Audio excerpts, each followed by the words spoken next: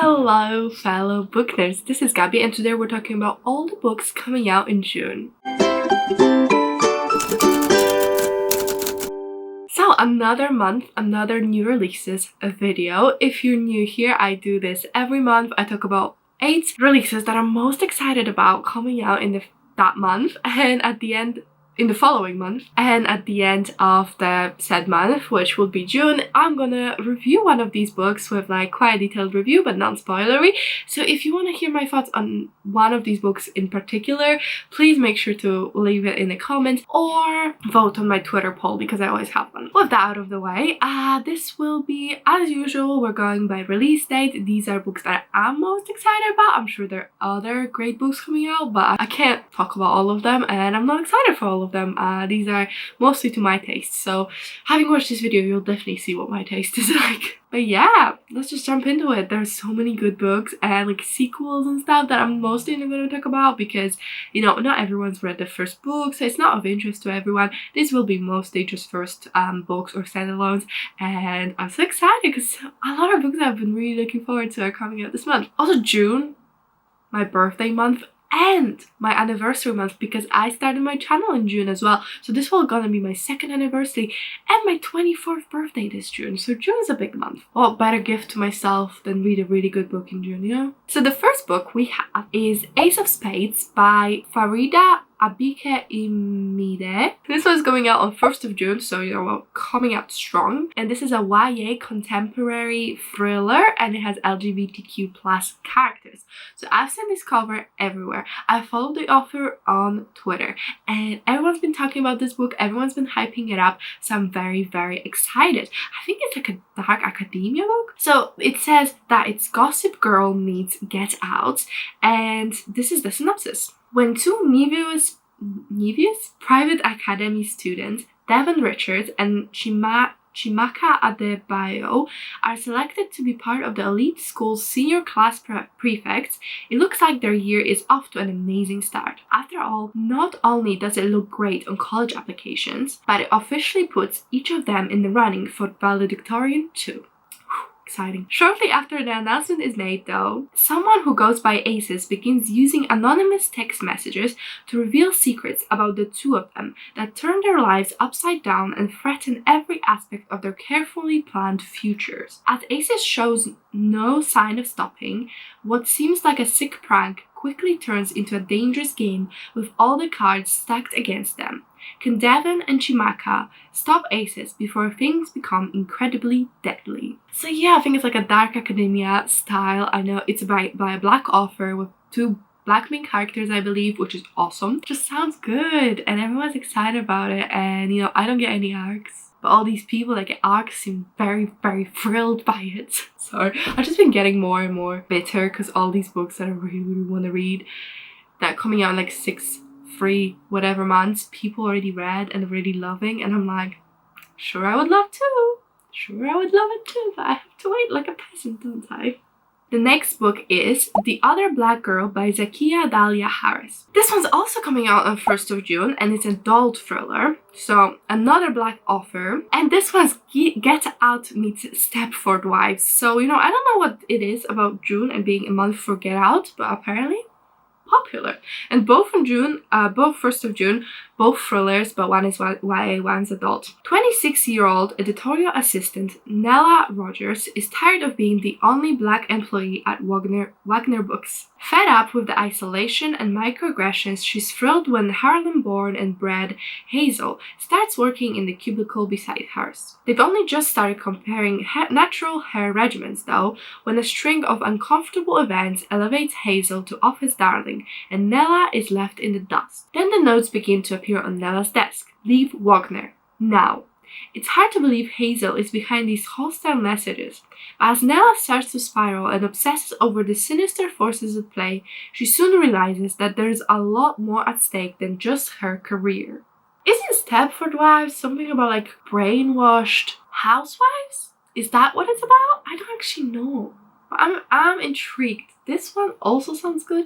You slap Get Out on anything, I'll be interested. Mainly because it really, well, I love the movie, but the reason why Get Out as a pitch concept appeals to me is because usually it brings a lot of like social commentary, and I feel like a lot of books by authors of color do already do that. I mean, they don't have to. If they want to just write a story with a POC main character, that's completely fine. And if it's just a fluffy contemporary with no social commentary, like, that's completely fine. But a lot of them do have social commentary, especially if it's a thriller, especially if it's like pitched as Get Out. So that's why I'm really excited, and I think both of these sound very fun. I really want to check both of them out. So I don't know, let me know which one should I pick up first. Okay, so the next book is The Chosen and the Beautiful by Nhi Vo. This one's coming out also on June 1st, and it's an adult historical fantasy, and it has LGBTQ plus characters. And the reason I'm really interested in this one is because Nhi Vo is the author of the Empress of Salt and Fortune series. I don't know what the series name is, but that's the first book. And I really love that book. It was really well written. The writing was so rich. The commentary was so poignant. I don't know, I really loved it. But it was just a short story. Not just a short story, but it was a short story, so it was not a lot of content there. It was like very short. So I feel like this author can do some amazing things with a long novel where she really gets to like flesh out every idea, and I really believe that this is gonna be amazing. I don't actually know what this is about, so let me tell you. But I don't really care. It looks like 1920s inspired. It is. There you go. Jordan Bacon grows up in the most rarefied circles of 1920s American society. She has money, education, a killer golf handicap, and invitations to some of the most exclusive parties of the jazz age. She's also queer, Asian, adopted, and treated as an exotic attraction by her peers, while the most important doors remain closed to her. But the world is full of wonders, infernal pacts and dazzling illusions, lost ghosts and elemental mysteries. Ooh. In all paper is fire, and Jordan can burn the cut paper. What? In all paper is fire, and Jordan can burn the cut paper heart out of a man. She just has to learn how. Okay, I'm a bit confused about the penultimate sentence, but this sounds so good. I didn't realize they have magic. I love me some magic. And Nhi Vo is an East Asian author, I believe. I just love seeing diverse books coming out. And every month, there's so many new releases by POC authors, and I think it's important to talk about them, but also to read them when they eventually do come out. So, you know, if any of these sound good, please add them to your good reads. Please buy them when they actually eventually come out, and please read them. So the next book is Bakuna by Veronica Henry, also 1st of June. Hello, choose a different date, baby. I mean, not this one, just any of them. So this is an adult book, and it's a historical fantasy, and I think the author is an author of color, but I'm not 100% on that. I just thought this one had circus vibes, and it looked really cool. The cover did, so I don't know. I think it's gonna be interesting, but this is what it's about. Abandoned by her family, alone on the wrong side of the color line with the little to call her own, Elisa Meeks is coming to terms with what she does have. It's a gift for communicating with animals. To some, she's a magical tender. To others, a she-devil. To a talent prospector, she's a crowd-drawing oddity. And the Bacchanal Carnival is Eliza's ticket out of the swamp trap of Baton Rouge. Among fortune-tellers, carniers, barkers, and folks even stranger than herself, Eliza finds a new home. But the Bacchanal is no ordinary carnival. An ancient demon has a home here too. She hides behind an iridescent disguise. She feeds on innocent souls, and she's met her match in Eliza, who's only beginning to understand the purpose of her own burgeoning powers. Only then can Eliza save her friends, find her family, and fight the sway of a primordial demon preying upon the human world. Rolling across a consuming dust bowl landscape, Eliza may have found her destiny. I love me some demons, I love me some carnivals, I love me some powerful ladies.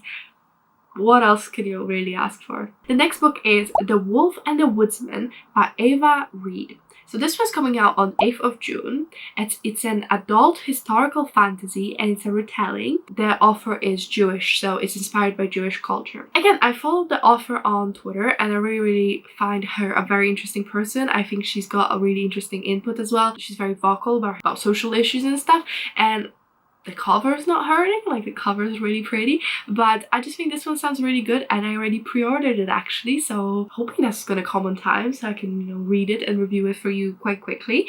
But yeah, this one I'm really looking forward to. I think it sounds super cool. It was pitched as like for fans of Bear and the Nightingale and the Uprooted and I love both of these, and I love the vibe, and like I'm Eastern European, I'm Polish, so you know, like I think this is gonna be quite closely maybe connected to that kind of culture, so I'm really looking forward. But it's inspired by Hungarian history and Jewish mythology, and like Hungary is basically Poland. I'm joking. No, but it is close, and like the culture and like food and that kind of thing, I think it's quite similar, so that's why I'm very excited.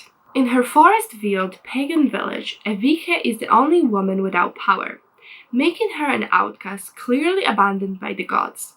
The villagers blame her corrupted bloodline.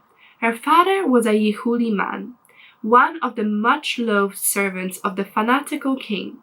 When soldiers arrive from the Holy Order of Woodsman to claim a pagan girl for the king's blood sacrifice, Àbíké is betrayed by her fellow villagers and surrendered. But when monsters attack the Woodsmen and their captive en route, slaughtering everyone but Àbíké and the cold, one-eyed captain, they have no choice but to rely on each other. Except he's no ordinary woodsman. He's the disgraced prince, Gaspar Barani, whose father needs pagan magic to consolidate his power. Gaspar fears that his cruelly zealous brother plans to seize the throne and instigate a violent reign that would damn the pagans and the Yehudi alike. As the son of a revealed foreign queen, Gaspar understands that what it's like to be an outcast, and he and Àbíké make a tenuous pact to stop his brother.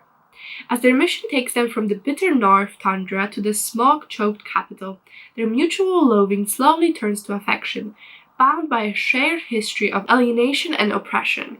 However, trust can easily turn to betrayal, and as Àbíké connects with her estranged father and discovers her own hidden magic, she and Gaspar need to decide whose side they're on and what they're willing to give up for a nation that never cared for them at all.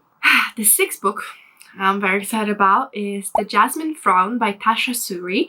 So this one's coming out on June 10th, and it's an adult LGBTQ+ fantasy. And this one I'm very excited is by the author of The Empire of Sand, which I've not read, but I have heard amazing things about.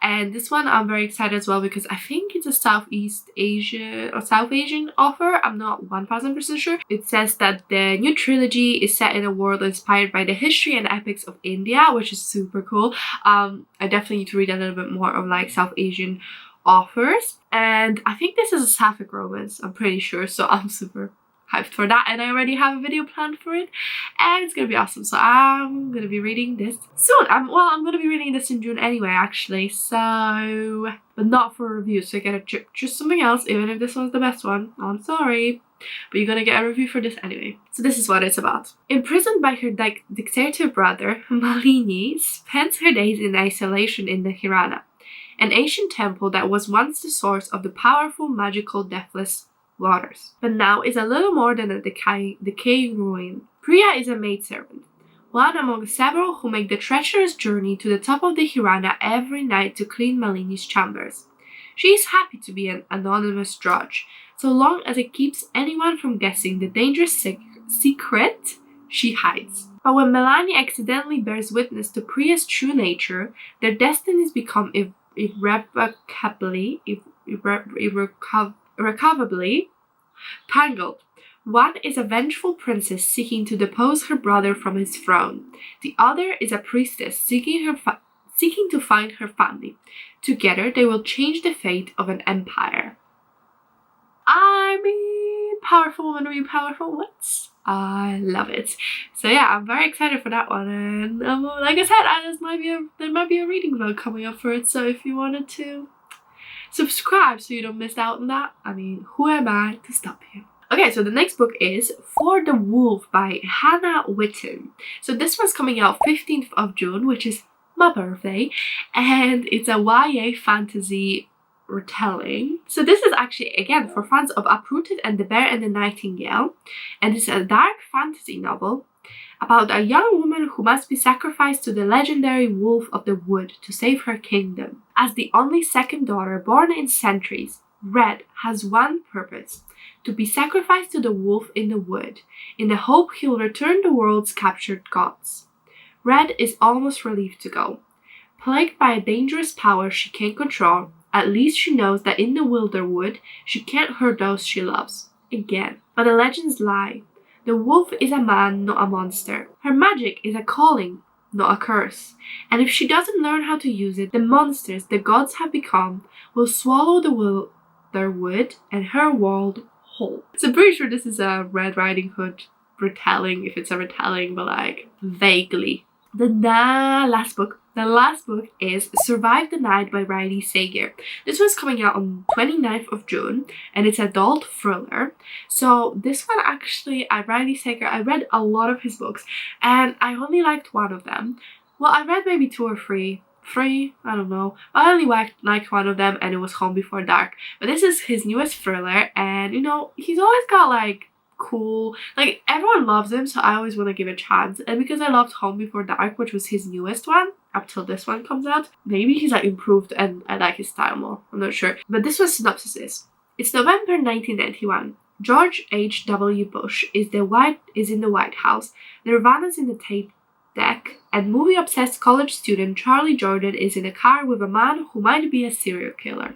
Josh Baxter, the man behind the wheel, is a virtual stranger to Charlie. They met at the campus ride board, each looking to share the long drive home to Ohio. Both have good reasons for wanting to get away. For Charlie, it's guilt and grief over the murder of her best friend, who became the third victim of the man known as the campus killer. For Josh, it's to help care for his sick father, or so he says. Like the Hitchcock heroine she's named after, Charlie has her doubts.